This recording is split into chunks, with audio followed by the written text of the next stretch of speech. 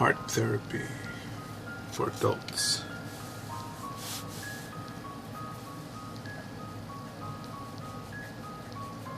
And art therapy means different things for different people. Well, therapy, more like it.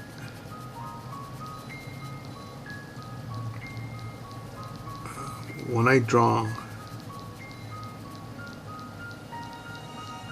it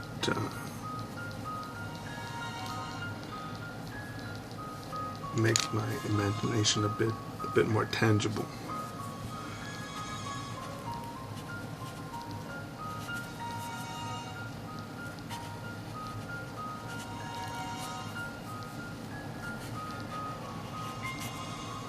I don't think it matters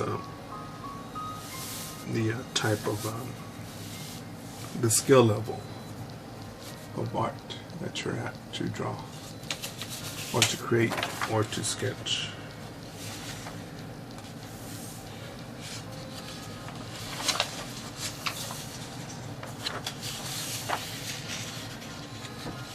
And since I'll be drawing the bottom parts of the black here,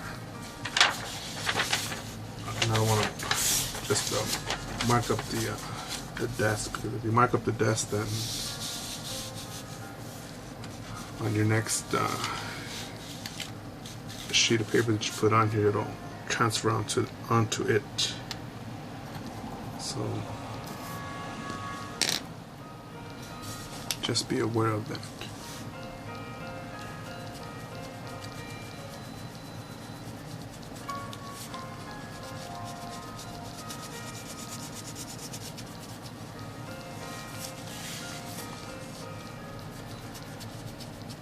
I use the edges to, like this, to sharpen this lead here, sharpen the points.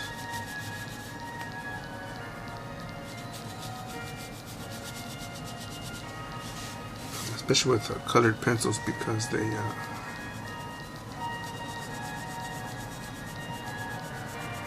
at times the lead is so soft that it breaks easily. Some pressure.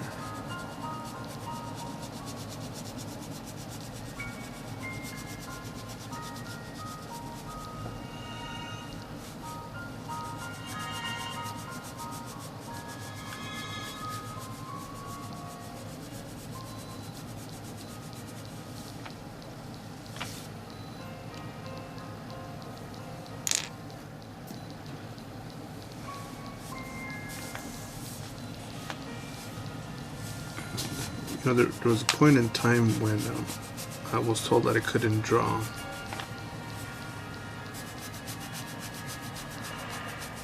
And I'm thankful for those comments, because it actually made me evaluate my work. You know, it does, because I believe the person, but because I believe them because I thought about it. You know, is it true? This came after a client wanted to get, I believe it was a Libra symbol tattooed on them. And I was reluctant to draw it, because I could somewhat imagine what it looked like in my head, but even today, to draw things that are in my head directly onto paper, it's a bit of a challenge. And a lot of times it's yeah, even this piece, I imagined it differently. It still works, but there's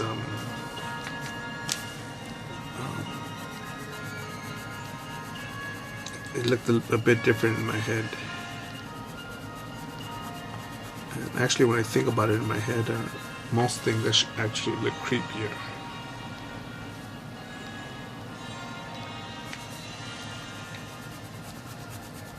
So maybe it's a good thing that this looks a little friendlier.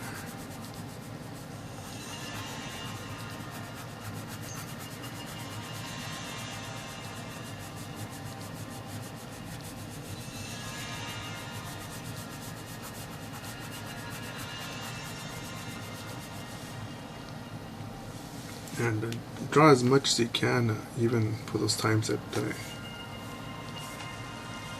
you feel bored.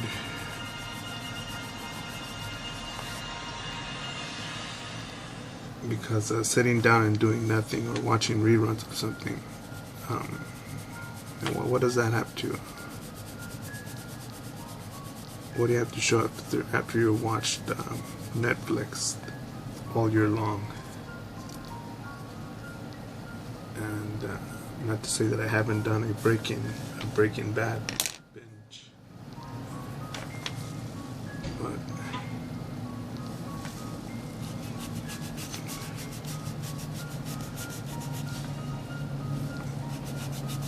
it's almost like use it or lose it. I'm pretty sure all of us as kids, we imagined what aliens look like. Monsters from outer space, monsters in the closet, monsters under the bed. A superhero looks like your hero, a gorgeous woman. What your soulmate looks like,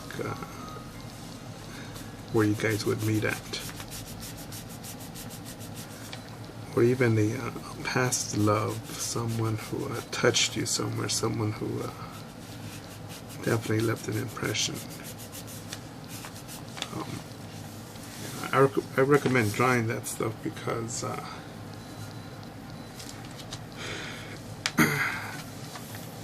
at times I can see it in people when they bottle up feelings that they're denying, feelings that they're not as flawed or haven't gone through some sort of breakup or some sort of heavy loss or something, a deep connection with someone that either didn't work out or was a tragic lesson or a beautiful lesson. Maybe they're still together.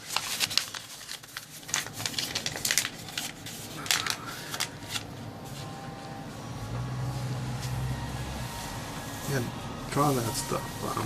Even if there's certain things, not much, but there's certain things that I draw that maybe, that do have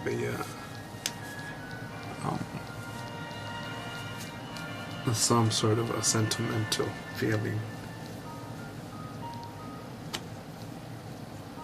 But at times I got so much so many things I want to draw that I could actually keep some of those thoughts laying in the back of my mind, waiting for an excellent reference photo.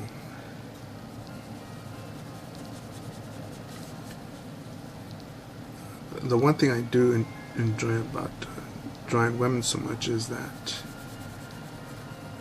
I believe that women are a thing of delicate beauty. A rose at times in which its thorns are, their thorns are hidden at times over layers and layers of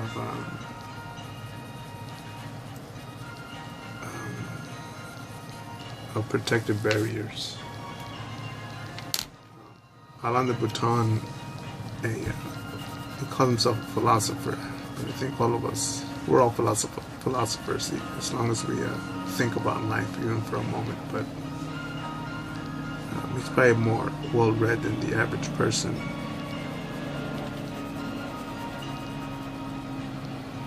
But he says that there's a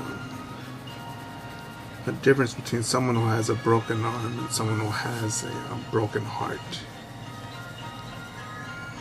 Where the person with the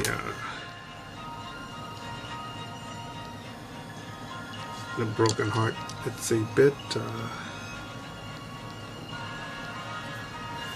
it's a bit unpredictable. You never know how much someone is hurt. But I think from digging deep, drawing, reading. I'm still on that journey to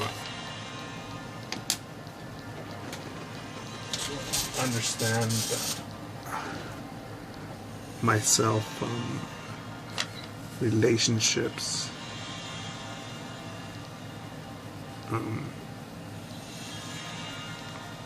and I've learned that relationships are like plants. They're organic. They either grow or they die, and that's both personal, a personal relationship and a professional one.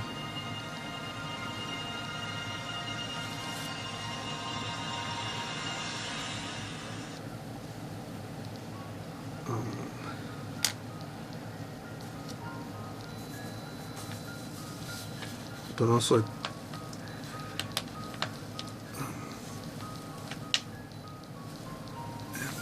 I openly discuss these with my brothers, and when I mean my brothers, I mean my Marine Corps brothers. I think my Marine Corps brothers know.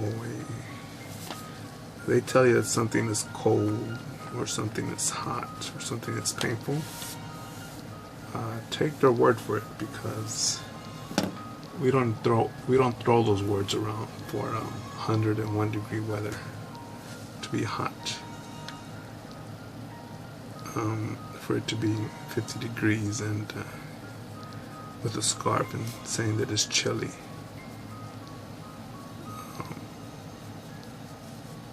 Because I remember with a platoon of my boys of doing push-ups in snow, we're surrounded by snow, on a basketball court, snowy day, in our underwear, basically our underwear, and a t-shirt, as the goof troop, the U.S. Army, was jogging by in their beanies and little cute gloves. Hot, hot.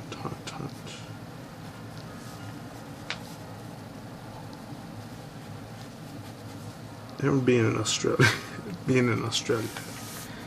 in 127 degree weather.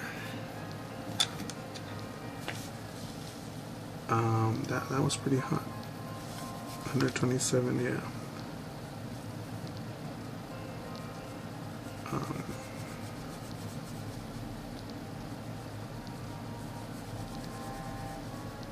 It doesn't kill me to be at 90, 95, 97 degree weather. It'll slow me down, definitely. It will not crack me. But definitely slow me down.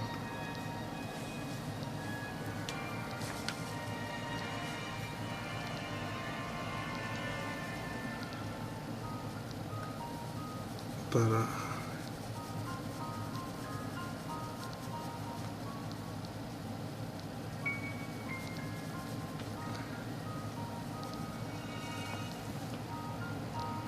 yeah, it's interesting to speak about the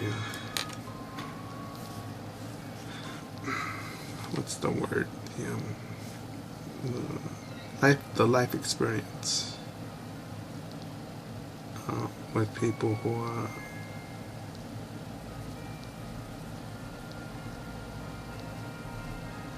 that have gone through the spectrum of life a bit.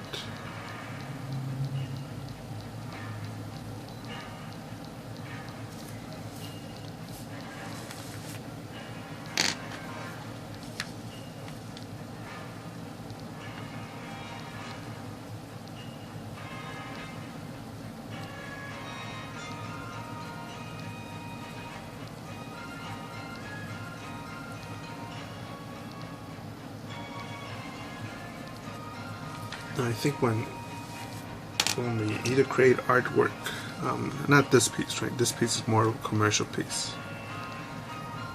but some pieces that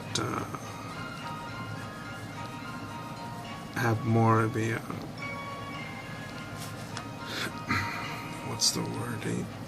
Not just a personal touch,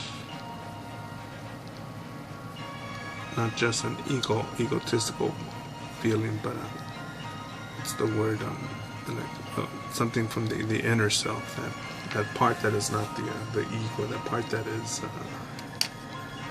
is warm and fuzzy in most of us.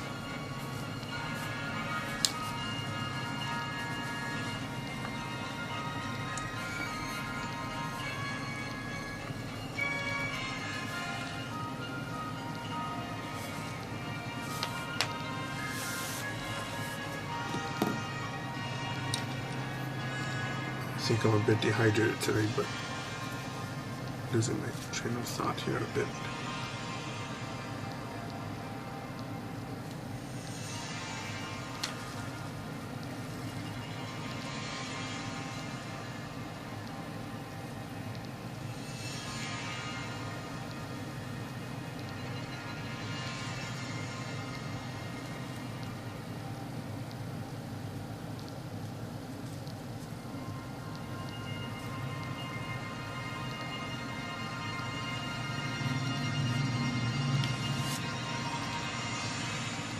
But art as therapy. Yeah, just draw it out.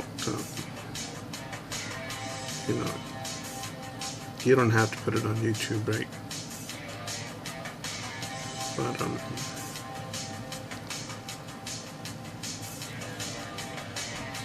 you know, you never know what sort of insight. I remember I got a comment once on one of my videos that it inspired someone else to draw.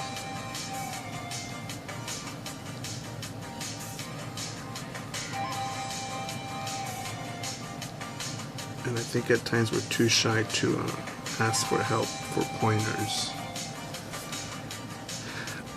because you know, we're all big boys now, big girls now. You know, we don't need your stinking help, especially from a stranger.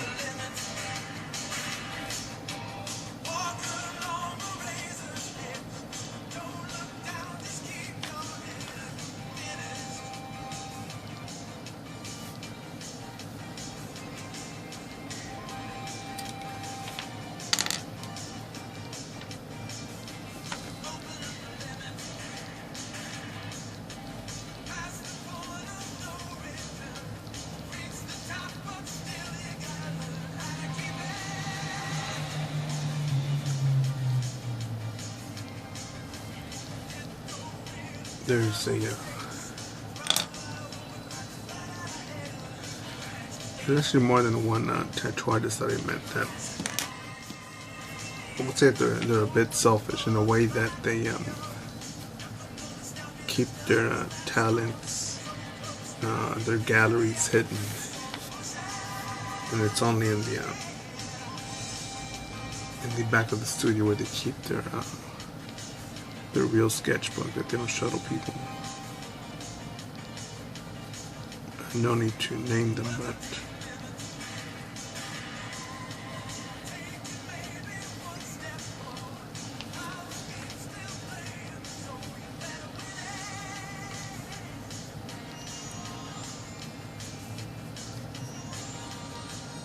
I think a lot of us have talent, skills, something that is in high demand somewhere.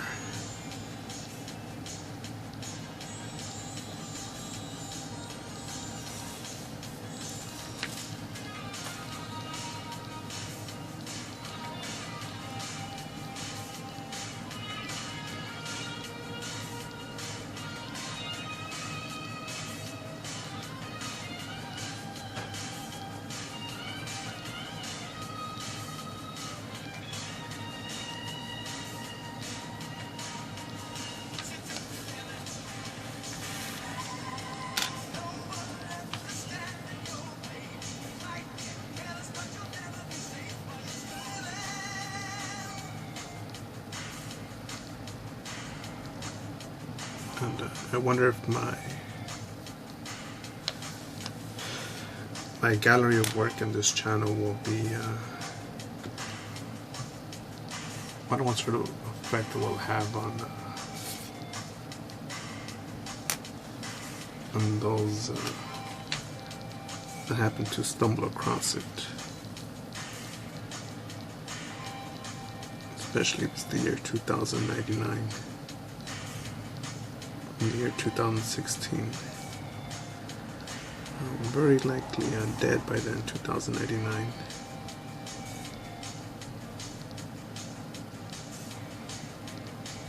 But,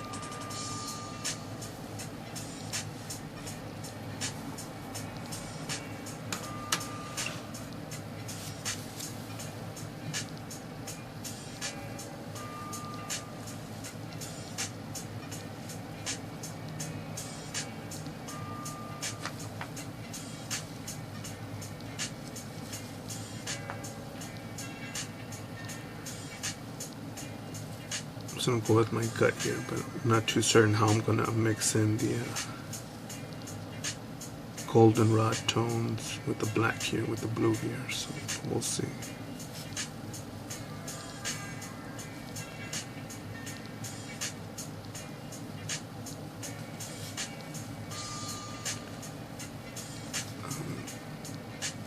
And art as therapy, it could even be writing, storytelling.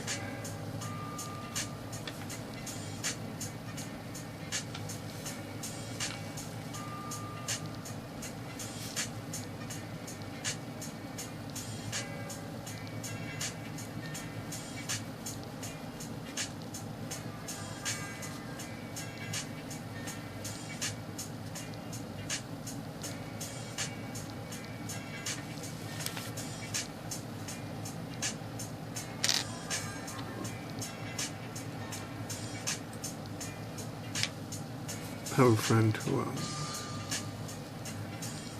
even at this age, he does have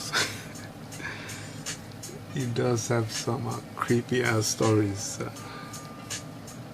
and I've heard a lot. I've heard a lot. Some are just like, wow, that's fucking crazy. But if you were to write some of them down and just post them somewhere, be sure to give some people the chills. It definitely makes you wonder about the what's out there, the things that go bump in the night.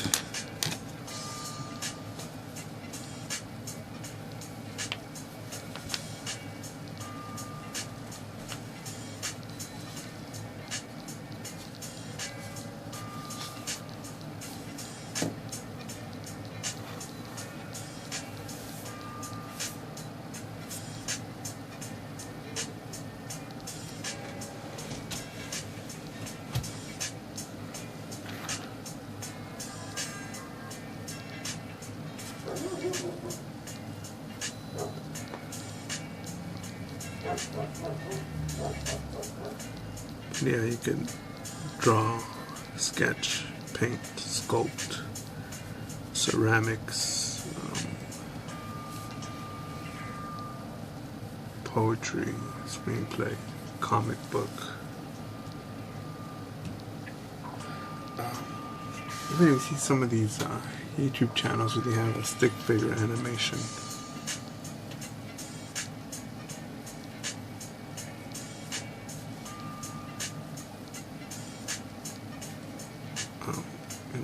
create the content, create it. You know, you could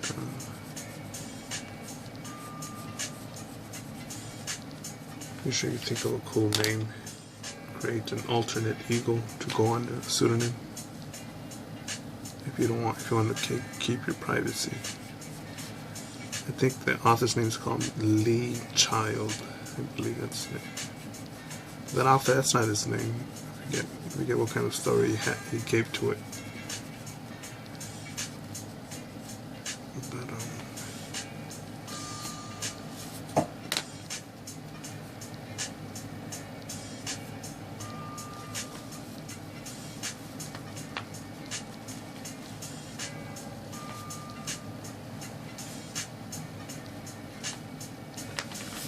and I'll remind you because I am reminded of it because it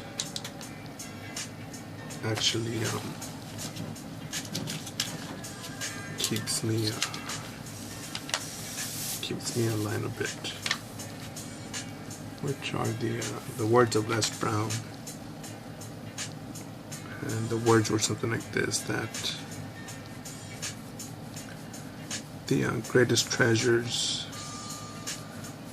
the most valuable things are not in museums, nor in vaults and in banks across the world. That their most precious things in life are actually in graves in the cemetery. Because that's where the next greatest novel that was never written, the next greatest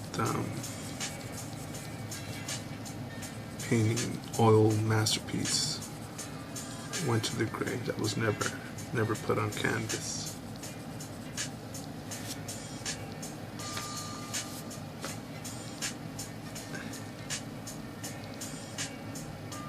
Because when I hear these names of Da Vinci, Michelangelo,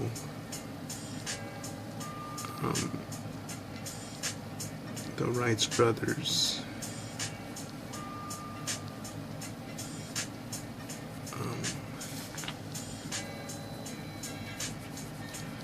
even Ben and Jerry's,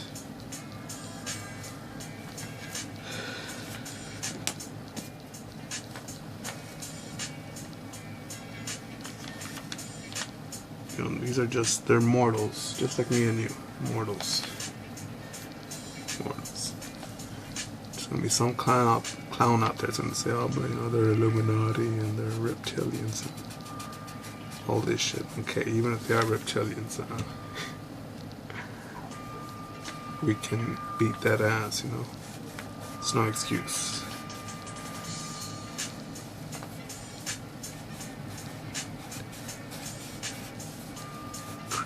Start creating, sketching, drawing, brainstorm.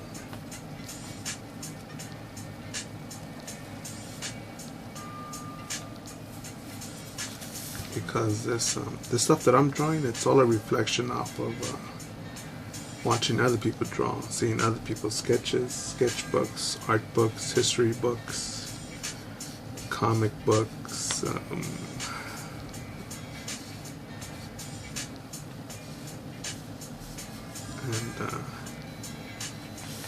what about the generation after us? Where are they going to lead to? Get their insight from? Be told, be able to be to believe in themselves.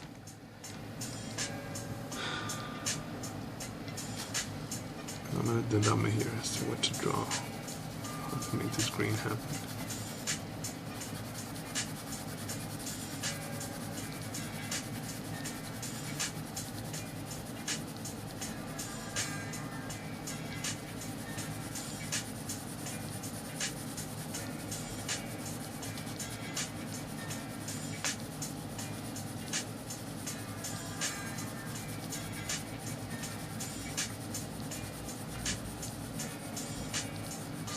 And start off with small goals. I remember back when I was like, when I first started out this YouTube channel, I'm thinking, oh man, it'd be cool if I got 100 people. And like, then you reach 200, you're like, wow, it's interesting. And right now I'm at 235. So I'm thinking, imagine when I get my Spartan 300. And then from there, I think the next number I could look at is maybe 1,000.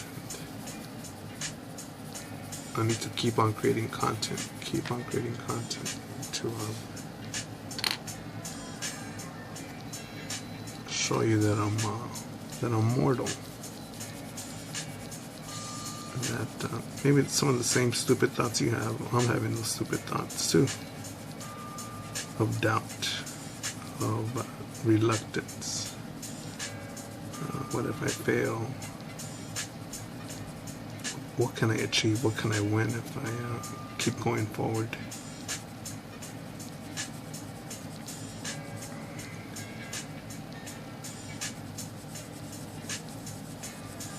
And we'll tell you, the naysayers, the negative people, at times they do suck the wind out of your sail, but keep on going, keep on going, keep on going. I believe it was the Wright brothers, guys that created the airplane. That they were nowhere. No one ever believed that they could have been able to fly. The news is actually a lot of reports are actually following someone else. I forget who, but someone else with a bigger bankroll.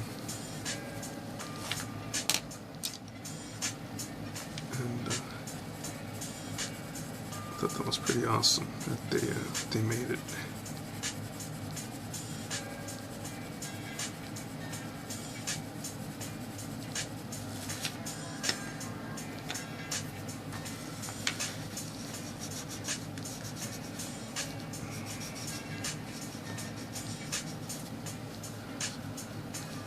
And my memory's about to fill up on this phone, on my fancy studio phone. Fancy YouTube channel phone.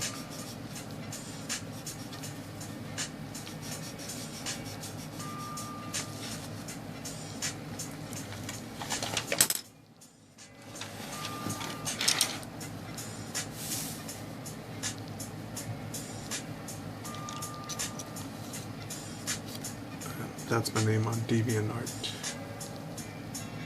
and Facebook.